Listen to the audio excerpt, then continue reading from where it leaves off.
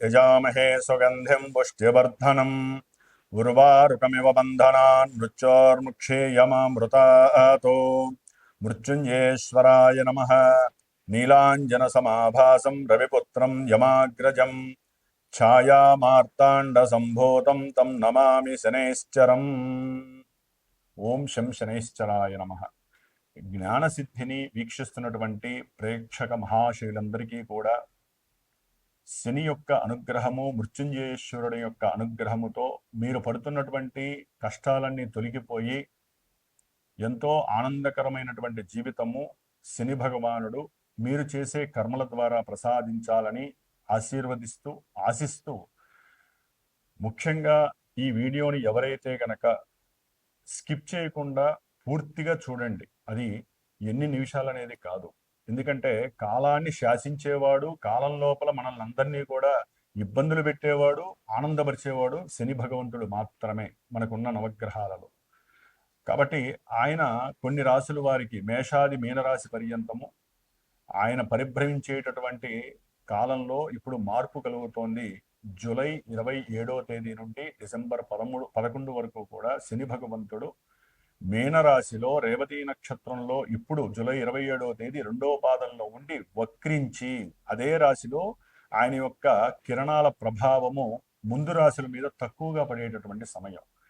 దాదాపుగా అక్టోబర్ 9వ తేదీ వరకు కూడా రేవతి నక్షత్రం 1వ పాదం అంత్యం వరకు ఉండి తర్వాత తన యొక్క సొంత నక్షత్రమైనటువంటి ఉత్తరాభాద్ర నక్షత్రంలోకి ప్రవేశించి డిసెంబర్ 11 వరకు కూడా కొన్ని రాశుల వారిని అతలాకుతలం చేస్తూ ఆల్రెడీ ఏలినాడు శని అష్టమ అర్ధాష్టమ శనిని అనుభవిస్తూ ఎవరికైతే శని మహర్దశ శని అంతర్దశలు విదశలు జరుగుతున్నాయో, ఎవరైతే మకర రాశి, కుంభరాశి, లేకపోతే మేషరాశి, మీనరాశి, సింహరాశి, అట్లాగే ధనస్సు రాశి, కన్యారాశి, ఇట్లా ఏలినాడి ఇలాంటి శని ప్రభావాలు ఎవరైతే తీవ్రంగా ఎదుర్కొంటున్నారో వారందరికీ కొంత ఓదార్పుని, కొంతమందికి అంటే భావాల పరంగా ఆయన యొక్క దృష్టి తగ్గడం ద్వారా విశేషమైనటువంటి కారకత్వాలతో ఆయన ప్రయాణం సాగుతూ ఉంటుంది. కాబట్టి చివరి వరకు వినండి. దాని ద్వారా మీకేం జరుగుతోంది, మీ జాతకంలో అసలు ఈ శని అనేవాడు పాపగ్రహమా పుణ్యగ్రహమా, ఆయన ఇచ్చే ఫలితాలు ఇప్పుడు ఎలా ఉంటాయి. ఇప్పుడు ఎంతో మంది ఆరోగ్యపరంగా తీవ్రమైనటువంటి సమస్యలు అనుభవిస్తూ ఉంటారు. హాస్పిటల్స్, ధనము ఖర్చు అవ్వటము, మానసిక అప్రశాంతత కలగటము, ఉద్యోగాదుల్లో ఎన్నో రకాలైనటువంటి సమస్యలు, ఉద్యోగం వెతికే వాళ్ళకి ఉద్యోగం దొరక్క, ఉద్యోగం ఉన్నటువంటి వాళ్ళకి ఉద్యోగం లోపల ఎన్నో రకాలైనటువంటి భారీ మార్పులు, ప్రమోషన్స్ వస్తాయనుకుంటే అవి రాక డిప్రెషన్స్కి వెళ్ళిన వాళ్ళు, అసలు ఉద్యోగం చేస్తూ ఉన్నటువంటి పోయిన వాళ్ళు, అట్లాగే ఇలాంటి కర్మలు, ఉద్యోగానికి సంబంధించిన కర్మలన్నీ కూడా ఎవరికి ఎన్ని రకాల సమస్యలు ఉన్నాయో వృత్తి ధర్మంలో, అది ఒక పెద్ద రాజకీయ నాయకుడి నుంచి చిన్న కార్మికుడి వరకు కూడా శని ఫలితాలు ఒకేలా ఉంటాయి. ఎప్పుడు వారి యొక్క జన్మజాతకంలో లగ్నరీత్యా శని మంచివాడా చెడ్డవాడా ఇది గనక గమనించి అక్కడ శని వక్రించి ఉంటే ఫలితాలు ఏంటి, వక్రం లేకుండా రుజుమార్గంలో ఉంటే ఆయన ఏం చేస్తాడు, ఆయన దృష్టిల ప్రభావం ఏ రాశుల మీద పడితే ఆ లగ్నం వాడికి, ఆ రాశి వాడికి ఇప్పుడు ఆయన వక్రించడం ద్వారా ఏ ఏ ఫలితాలు తీవ్ర రూపం దాలుస్తాయి, ఏ ఏ ఫలితాలు వారికి అనుకూలమైన ఫలితాలు కలుగుతాయి. ఇట్లా చాలా మిస్టీరియస్గా అంతర్గతమైనటువంటి సిస్టమ్ని ఆపరేట్ చేసేటటువంటి ఆ యొక్క శనిగ్రహము వక్రిస్తున్నాడు. మనకి జ్యోతిష్య శాస్త్రం ఒకటే చెబుతోంది, శుభగ్రహాలు వక్రిస్తే శుభ ఫలితాలని, పాపగ్రహాలు వక్రిస్తే పాప ఫలితాలని ప్రసాదిస్తాయి అని చెప్పి జ్యోతిష్య శాస్త్రంలోనే ఉంది. అయితే ఇప్పుడు ఈ రాశి వారికి వక్రించడం ద్వారా ఈయన వెనకాల ఉన్నటువంటి రాశి ఫలితాలు ఇస్తాడు అనేటటువంటిది ఏ శాస్త్రంలో లేదు. అక్కడ ఏంటంటే ఆయన రుజుమార్గంలో ప్రవేశించేటప్పుడు ఆయన యొక్క దృష్టి డిగ్రీస్ పరంగా ఉంటుంది.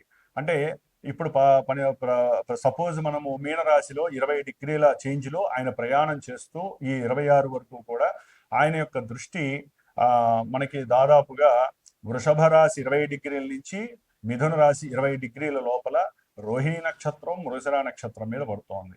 ఇప్పుడు అదే కొంతమందికి ఈ యొక్క శని భగవంతుడు 13 డిగ్రీలు డిసెంబర్ 11 వరకు కూడా 13వ డిగ్రీకి వస్తాడు. ఈ 7 డిగ్రీల కాలంలో ఆయన వెనక్కి వస్తున్నప్పుడు ఆ యొక్క మిథున రాశిలో 20 డిగ్రీల మీద పడేటటువంటి మృగశిర నక్షత్రము మీద నుంచి అట్లా వచ్చి దాదాపుగా అదే రాశి మీద పడుతుంది, అదే నక్షత్రం మీద పడుతుంది. పాదాల మార్పు వలన ఎవరి జాతకాలలో ఏ నక్షత్ర పాదము ఏ రకమైనటువంటి ఇబ్బందులు కలుగజేస్తుందో ఇక్కడ శని అది కలుగజేస్తూ ఉంటాడు. అది తెలుసుకోవడానికి మీరు స్కిప్ చేయకుండా పూర్తిగా ఈ యొక్క వీడియోని విన్నట్లయితే మేషరాశి వారికి ఎలా ఉంటుంది, వృషభ రాశి వారికి ఎలా ఉంటుంది, ఇవన్నీ తెలుసుకోవచ్చు. ఎందుకంటే దీని ద్వారా సపోజు ఇప్పుడు కొంతమంది జన్మజాతకాన్ని చూపించుకుంటారు. వివాహం గురించి, ఉద్యోగం గురించి, విదేశీయానం గురించి, లేకపోతే పిల్లలు పుట్టట్లేదని, లేకపోతే అనుకున్న కార్యాలు ముందుకు వెళ్ళట్లేదని, ఎన్ని సమస్యలంటే తెల్లారు లేస్తే నాకు ఎంతో మంది ఫోన్లు చేసి నేను ఎన్నో జాతకాలు చూస్తున్నప్పుడు అక్కడ కలిగే ఇబ్బందులు మొత్తం శని వలన కాదండి. వేరే గ్రహాలు దశలు అంతర్దశలు ఆపరేట్ అయినప్పుడు కూడా ఈ యొక్క శని భగవంతుడు ఏలినాటి శనిగా వచ్చినప్పుడు, అర్ధాష్టమ శనిగా వచ్చినప్పుడు, ఇలా వక్రించినప్పుడు తులారాశి వారికి జూలై 27వ తేదీ నుండి డిసెంబర్ 11 మధ్యలో ఈ శని భగవంతుడు వక్రించినప్పుడు వీరికి ఉన్నటువంటి శత్రు బాధలు చాలా వరకు తొలగిపోతాయి. అంటే ఉద్యోగంలో మనకి తెలియకుండా అంతర్గతంగా కన్నా ఇంకా లోపలిగా ఉన్నటువంటి శత్రువు బాధలు ఎక్కువగా ఉంటాయి. మీ చేత ధనం ఖర్చు పెట్టించటం, లేకపోతే మీ చేతే ఉద్యోగాన్ని తొలగిపోయేది చేయటం, లేకపోతే ఉద్యోగంలో మీ ఆలోచనలు ఎవరికైనా షేర్ చేస్తున్నప్పుడు వాళ్ళు దాన్ని తీసుకొని మీకు డైవర్ట్ చేయటము, ఇలాంటివి కూడా తులారాశి వారికి కొన్ని ఇబ్బందులు జరుగుతూ ఉన్నటువంటి పరిస్థితులు. ఇప్పుడు దానివల్ల ఏమవుతుందంటే ఈయన యొక్క భావంలో కొంచెం తేడా వస్తుంది. ఆయన వెనక్కి జరిగినప్పుడు ఈ 6వ భావం ఫలితాలు 5కు వస్తాయి. ఉద్యోగంలో అది విదేశాల్లో ఉన్నారా, స్వదేశంలో ఉన్నారా తర్వాత విషయం. ఆ యొక్క ఉద్యోగ విషయంలో వీరికి కాస్త పెనుమార్పులు కలిగే అవకాశం ఉంటుంది. కొంతమందికి ఉద్యోగాల్లోంచి తొలగింపు కలగటము, వీళ్ళకున్న ఆలోచన స్థాయి సరిగ్గా లేదని చెప్పి మిమ్మల్ని వ్యంగ్యపరచటము, బాధ పెట్టడము, ఇలాంటివి జరుగుతూ ఉంటాయి. ముఖ్యంగా తులారాశి వారికి శని చాలా యోగాన్ని ప్రసాదిస్తూ ఉంటాడు. చతుర్థాధిపతి విద్యందు చక్కటి రాణింపు ఇచ్చినటువంటి పరిస్థితి, అట్లాగే సంతానపరమైనటువంటి అనుకూలతలు కలిగేటటువంటి పరిస్థితి. ఆ విషయాల్లో అంటే చదువు విషయంలో కాస్త ఇబ్బందులు జరిగినాయి, సంతాన విషయంలో ఇబ్బందులు జరిగిన వాళ్ళు ఉన్నారు ఇప్పటి వరకు.